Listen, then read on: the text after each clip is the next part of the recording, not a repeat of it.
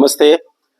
मैं योगेश यहाँ गुरुकुल चरथावल से आया हूँ। गुरुकुल मुजफ्फरनगर में हमारा गुरुकुल चलता है, वहाँ से मैं आया हूँ यहाँ। हिमाचल प्रतिनिधि सभा का यहाँ ये महासम्मेलन चल रहा है और आए तो परिस्थितियां बहुत विपरीत थी। युद्ध की परिस्थितियां थी, युद्धक परिस्थितियां थी, यहाँ ब्लैकआउट के आदेश थे और हमें लगा कि यहाँ लोग शायद ही मिलेंगे, लेकिन फिर भी सोचा कि कार्यक्रम है तो हम तो अपना कर्तव्य पूरा करें ही। हम लोग यहाँ आए तो आकर पता चला कि बहुत बहुत बढ़िया व्यवस्था यहाँ की हुई है। तो पहले तो मैं शुभकामनाएं देता हूँ, बधाई देता हूँ प्रतिनिधि सभा हिमाचल प्रदेश को कि उन्होंने इतना सुंदर आयोजन इतनी विपरीत परिस्थितियों के बीच में कर दिखाया है। ये उनके निष्ठा, उनके पुरुषार्थ का परिणाम है कि इतना सुंदर कार्यक्रम हमारे बीच में संपन्न हुआ और बहुत बढ़िया। आज सायंकाल तक ये कार्यक्रम चलेगा और सायंकाल अपराह्न काल में ये कार्यक्रम समाप्त हो जाएगा। युवकों के लिए ये बहुत प्रेरणादायक रहा।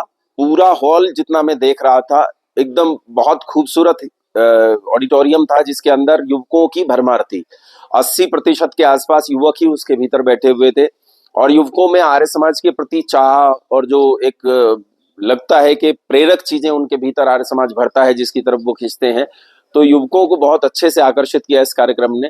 इसके साथ साथ देश के भीतर जो परिस्थितियां इस समय चल रही हैं, युद्धक परिस्थितियां चल रही हैं, आज तो सीज फायर हो गया है, लेकिन मैं देश के युवकों से ये कहना चाहता हूं कि लड़ाई बहुत स्तरों पर चलती है। न केवल बाजुओं के स्तर पर लड़ाई चलती है, अपितु वैचारिक तौर पर भी लड़ाई चलती है।